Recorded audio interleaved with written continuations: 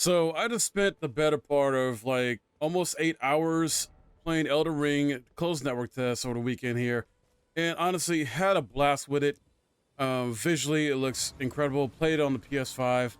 Load times were fairly fast, like almost instant, which is really good. Because that's what one of the biggest things we want from future Souls games is, shorter load times, instant if possible, to get back in a fight because it's very, I guess frustrating sometimes. We gotta wait that amount of loyal time to get back into the fight, and then you die again and have to wait that long time. So they definitely improved that a little bit. Hopefully, it's improved even more on the final launch of the game, or even with updates post launch. We'll see. But yeah, visually looks great. Doesn't I don't know, to me, and you may argue this point. To me, it still doesn't look as good as Demon Souls remake on PS5 that Bluepoint did in terms of overall visual quality and like that. But for what it's going for an open world, and how the open world, there's always something going on in terms like there's always an enemy nearby or an open world type of boss fight you can do for the most part. And these different environments like that you can go to if you want to, like you literally see it and you can pretty much go there. Does a fantastic job. From Software does a great job there. Obviously, there are certain parts that are cut off because it is a closed network test, so can't export everything. But yeah, and starting off, I decided to go with a warrior class. This is basically the Dex class or Dex build of the game out of the 5 classes you choose from. And I'm glad I did because I want to do something different. I have previously done like quality builds or strength type build classes in the past, and I want to try it up a little differently this time around. And I'm glad I did. This class has, some good mobility, good dodging. Probably not maybe the strongest in terms of like overall like damage it does right away, but you can definitely build up to that. And of course, there's cool weapons you can lock that help you do more damage and elemental damage, stuff like that. But yeah, it was very fun. It probably feels the most, I guess, Sekiro-like in a sense, with the mobility and movement and dodging like that. Comes with the two like skemeters, how you say that freaking word. Basically, it's two like swords that you can dual wield, and it has a nice unique animation with the dual wielding. When you press L1, does like a sort of like new kind of moveset combo that you normally can't do with the regular R1 pressing and that attack pattern. So that's very nice, and I believe it's not just with those swords. It's like when you duel any type of like same type of weapon, like for example 2 axes, maybe 2 long swords, stuff like that. So that was very cool. And I did enjoy the weapon art or weapon skill that's called the, I think, War of Ash in this game. For that one, it's called Stormblade. Basically, just you can shoot like a burst of wind at your enemies. It's a nice little ranged attack they put in with it, and I feel like it really fits it well for that, because there's moments definitely in the game that I didn't want to get too close to a boss or an enemy, and rather just take him out from afar. And didn't have bow and arrow, at least not early in the portion of this. I got the bow and arrows like way later on. So it's nice to have something like that at your disposal. Take care of enemies that are kind of far away, maybe a little bit beefier, and you want to kind of, wear them down a bit with this ability before you go in close for the kill. So that's pretty dope. The outfit, it's all right. Going around the world exploring though, oh my god. I loved it. The fact you can sneak around, similar to what you do in Sekiro, and sort of get these stealth kills, but are really like still like a backstab animation. Not necessarily like a Sekiro animation, but you get the idea. And not only that, the dungeons in here and the caves that kind of feel sort of reminiscent to Bloodborne Chalice dungeons, but are a little more like straightforward, I guess you can say. Because whether it's a cave or a catacomb, type of dungeon, there's a nice fun little mini boss to fight at the end of it, and it's not too long. Like I said, very much straight to the point, easy to figure out, shorter length overall, and I feel like that's good for this type of game, especially with an open world game, where like this is probably going to be arguably From Software's biggest game to date in terms of like scope, the map size, and how areas interact and interconnect with each other, stuff like that. So yeah, The way this map looks too, it's only like a small portion, I feel like, of the larger map overall, based on how it feels, from what I've seen from other people that have posted images on like Twitter and other places. This definitely feels like it's just like the first region out of 6, and this may only be a small portion of that first region. I don't know if it's in the entire first region, but it definitely is, a smaller type of area compared to the overall big scope, and that's incredible. I cannot wait. And the way it seemed like, because I know they confirmed 6 regions you go to, each with their own like dungeons and enemies and everything like that, and varied enemy types. That's gonna be amazing to explore. I can easily see this game being like 50 to 100 hours on a first playthrough if you're trying to do everything. So that's incredible, in my opinion, for a Souls game that's like open world, or at least semi-open world, to have that length to it. Whereas previous Souls games, take maybe 30, 35 hours on the first playthrough, at least for most people on the average time. So yeah, that was such a good feeling to go around, and there's always something going on, enemy to attack or enemy that's probably trying to kill you. All these different, encampments and the bonfires, which are called sites of grace in this game, I believe. Basically bonfires, and not hard to find, and you get this person who's basically the firekeeper early on, helps you level up. So, and what's really cool is, when you go to, I'm just gonna call them bonfires because that's what I'm just used to. But the sites of grace, which are the bonfires, you go to those after you unlock essentially the firekeeper person, and anyone you go to, she'll pop up to basically help you level up. And then that's also where you switch out your Ashes of War, which is basically the weapon skills in this game, and you can switch between any type of weapon you want for the most part, with not much, effort. You don't have to spend souls or anything like that. Well, in this game, it's called runes, but you get the idea. As long as the weapon, can handle that certain weapon skill, you can swap it out and try new stuff. As long, once you've locked that new Ash of War ability. So I found that really amazing and cool. There was a couple unique weapons in here that really, made me happy to try out. The twin blade. Let's see, there's a lightning blade. I forgot what it was called. But the fact that it had the lightning embedded into it already, and there's like a lightning ability where you just basically like summon lightning, and has your sword be filled with lightning. You kind of slash down. Little slow though in terms of activation. Like its startup animation is very slow compared to some other Ash of War abilities, but it does have your blade infused with lightning for a little bit, so you can do some lightning damage plus physical damage. And of course, certain enemies are going to be weaker to that type of stuff. What else did I try? There is a item you can craft as well as collect in the world that basically lets you put fire on your weapon. I tried it with the twin blade against the mini boss in the cave. Fortunately, didn't go that well. I didn't beat it the first time. I had to go back and beat it a second time. Beat it on the second try, I mean. But it was really fun to use with the twin blade. And twin blade's a decent, start weapon to get once you find in the world. You want to try it out. I actually find it in the first cave you go to, at least the one I did. And so, twin blade's good. The starting weapons for the warrior is pretty good, but obviously there's more cool stuff you can unlock. There was a sort of caravan where creatures, these 2 giants were carrying it, pretty much exactly like how it looked in the trailer. Seen leading up to this, and played with a friend to help me with that. So I helped him on his world, he helped me in mine, and gives you a new weapon, gives you a new armor set, but it's tailored to more of like a strength type build. So I didn't use it because of that fact. I'm playing a dex, and my strength was like at the lowest. It starts off as like 11. So I wasn't really trying to go for a strength type of hybrid or build anyway. I was going for dex. So, but it is a very cool armor set, and weapon you get. There's a new sword, a new ability in there too. He tried out. So yeah, and speaking of that, with the co-op and online, didn't get invaded. I was kind of surprised because I remember reading that, once you essentially do co-op, that opens you to be invaded.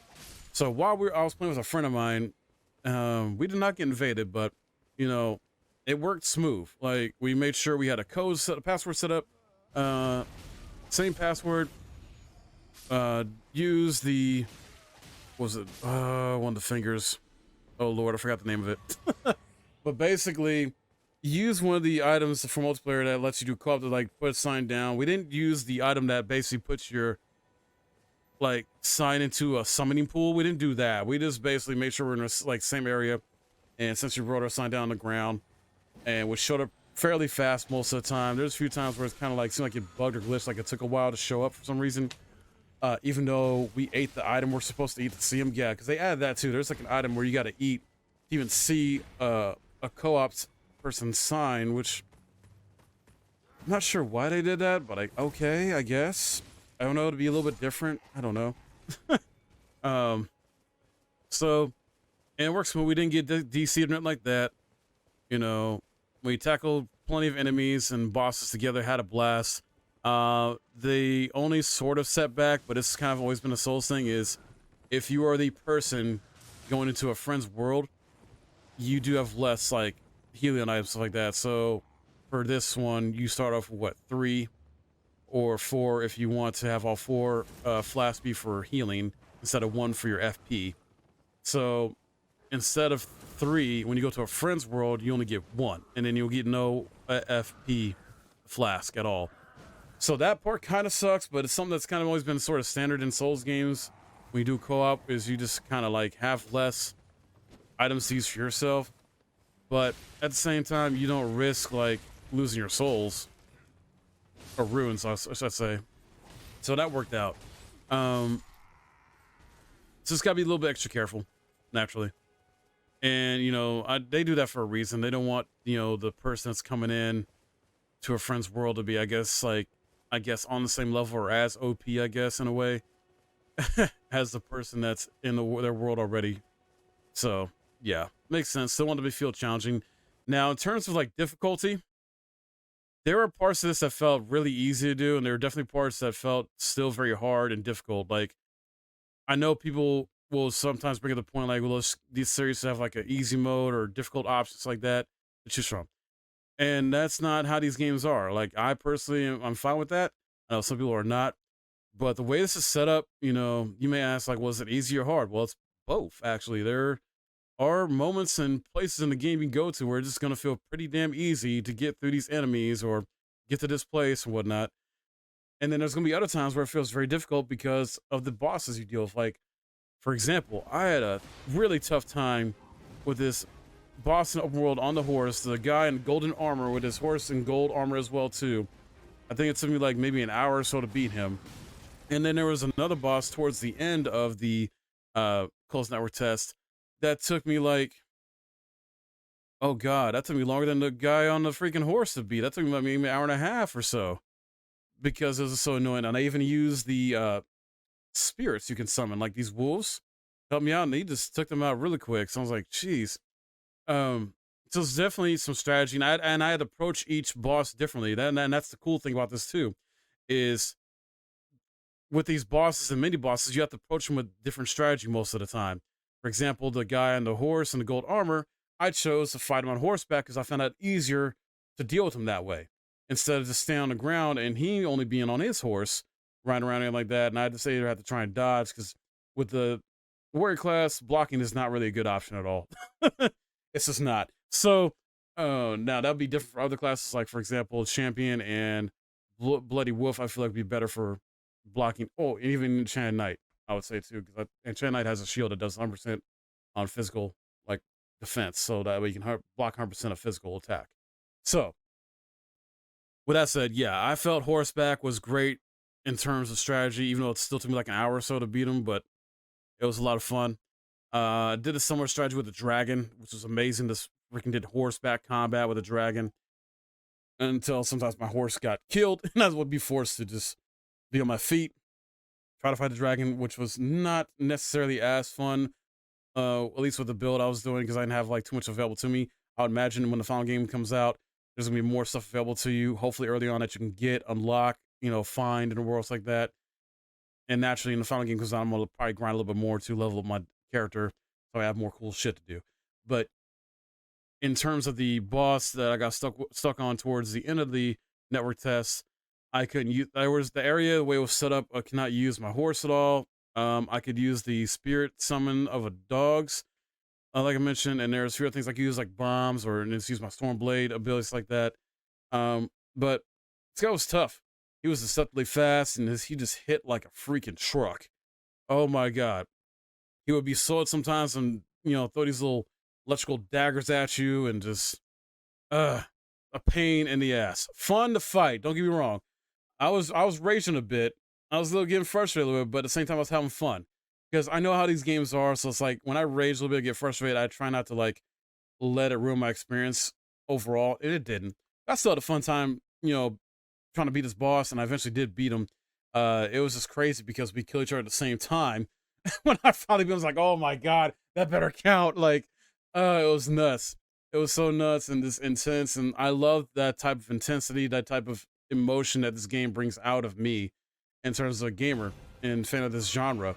And just Miyazaki's games in general. Like, I love that. I know these games are going to be tough as hell, and more than anything, it's going to take me to, learn how to outwit these enemies, figure out their attack patterns like that. And even when you do figure out their attack patterns, they can still be a little bit unpredictable when they do certain attacks. So I love that. I love that, and I just want more of these type of bosses. And I love the designs of these bosses as well too. They look so freaking cool. I can't wait to see more of these things and enemy types and everything like that. So yeah. Trying to think what else. There wasn't much else in armor to find and pick up outside like that caravan. There were quite a few weapons I found while exploring different like places, like I mentioned, like catacombs, caves. Um, there was something that was weird to me that I thought was been in there, and I correct me if I'm wrong on this, chat, or sorry, folks in the comment section. I'm used to doing this while I'm streaming. um, I thought you were going to be able to like get new abilities or weapons after you defeat a boss, from what the trailer, the 15 minutes of gameplay showed off. Like, I don't know, it kind of made it seem like you were going to be able to do that, and it didn't feel like you could here, or at least I could be wrong, or maybe you had to give him another way. I'm not entirely sure. And I thought, because I thought I heard a few people saying, at least on social media and stuff like that, you are able to, get certain bosses' abilities or weapons or something like that to add as a new thing to your sort of like customization. Aside from like Ash of War ability stuff. So correct me if I'm wrong on that, but I didn't really experience that at all. Um, just that there's some new weapons to use and find from certain bosses. Now, I will say, like, there's one cave I did find like the lightning blade in after I defeated the boss. That was cool. So maybe it was just that, like, new weapons type stuff that do cool shit. Maybe that's what I'm getting at. But when I remember defeating the boss, that was towards the end of the beta, and the guy on the horse and the gold armor didn't get nothing for them outside of like runes. So it was kind of weird. I was like, wait, what? So I don't get no cool shit. So I don't know. It was weird. Because I thought you get like enemy abilities or skills in a way. So almost like it was like FF7, like with the enemy skill kind of thing. So I don't know. Let me know in the comments about that and your experience with this. Uh, wasn't too long overall. Like I said, I spent like greater my like 7.5 to 8 hours of this beta. Explored everything I could find. There was, I think, one or two places I didn't like get to or wasn't able to find. As a friend of mine mentioned, a like cave or dungeon that involves a cat type of boss and whatnot. And I remember seeing that before in a couple of videos on YouTube. I did not run into that. I couldn't find where the heck that catacomb was. Even though I explored pretty much everything I could explore, that wasn't like blocked off by like this invisible wall type thing. So, and it was just weird though, towards the end after I beat that boss and was exploring this castle. There's a couple, ways I could have did it. I talked to this NPC who offered, hey, go this way instead of going through the main gate because, you won't have to worry about as many enemies or something like that, or it'd be better for you. And I tried that at first, but these enemies were still kind of tough. They were like throwing these like bombs that did massive damage, even though my health was super high for being like, I think, leveled up to 18 on the vigor. It was really high, but they were doing like big massive damage. Like I'm talking about like at least 25 to 50% of my health was gone. just from getting hit with one of those and trying to sneak up and everything like that on them. Now, it could have been just because the warrior build and when the armor I was wearing and stuff like that, because like I said, they didn't really give you much in armor outside of the caravan you get. So that could be it. Um,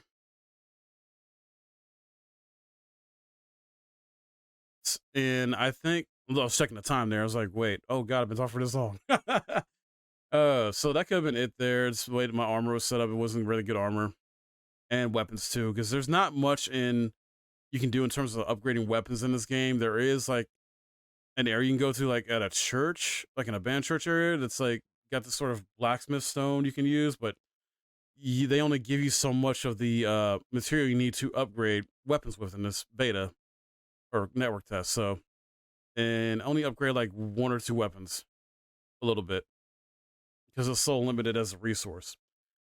Um, Crafting feels good though. Let's not like like once you buy what you need to use to start crafting and buy stuff to sort of craft more stuff, you can craft on the fly. You don't need to be at a bonfire, or go talk to a special NPC or nothing like that. You basically are crafting and stuff to help you out that gives you buffs, like as far as like either shorter recharge time of your stamina, for example. You can make bombs you can throw, as well as you can make an item that replenishes your horse's health, stuff like that. And I think there's an item you can craft that'll actually bring your horse back to life after it's been like KO'd. Basically, it doesn't exactly die. I essentially consider it being KO'd. So there's an item for that too, among other things. That's pretty cool. I like that. I dig it. Item crafting, doesn't need to be super complex and like that. And it can just fill a certain void that you need for this game, which I feel it does. Like I said, certain buffs, that'll help you out, or certain items that'll help you either replenish your health or your stamina, etc. Or use items you can throw at enemies to do extra damage and stuff like that. So that's very cool. Not too much else. I was not able to find out where the heck you find this certain weapon skill, or where it basically like summons like 4 blades that I've seen others be able to do. I don't know where the heck that was. I was trying to find it because I want to use it. That's something I do definitely want to get in the final game to sort of use with my warrior build. So we'll see where that is in the final game. Because anything could change. They could change where enemy placements are, where items are, etc. So we'll have to wait and see. The game's still a few months away. I would hope they would do like an open beta for this so that everybody can try this out. That'd be great if like they did one maybe like in January, like sort of like a month to a month and a half before the game comes out. I think there'll be enough time to sort of like make some adjustments a little bit there for it. And just sort of test it out a little bit more in terms of the online, But not too much else to really say about it. I think I covered like visuals, like open world, gameplay, how my build went, how the enemies are, bosses, attacks, certain, weapon skills, stuff like that. But if you guys got any questions or comments, please let me know. I'll try my best to answer them. And I hope you guys enjoyed this. I'll be posting up a playthrough of this that I did in our segments. And also I got a starter class sort of detail overview video I'll be posting up here. And hopefully you check that out. Hope you enjoy it. Helps you out in terms of helping you figure out what kind of build you want to do starting off. Because there's only 5 classes. There might be a few more. I would imagine and hope that there will be a few more, at least like 8. So we get a bit more variety. So we'll have to wait and see though. But I'm definitely excited for this game. I am even more hyped. I'm so glad I was able to play it. From Software games are so freaking incredible. I love them, even though they may not always be the technically best made games. Sometimes they got their bugs and glitches, but I'm really hyped for this. I think this is Game of the Year contender for next year for sure. Oh my god, I definitely feel a little bit satiated right now because now that I've played this, I've got a good feel of how the game is. I know certain things may change when the final release happens, but it does feel good. And we just got to wait a few more months until it's out. So, hope you enjoyed this, guys. Thank you for watching, and I'll see you next time.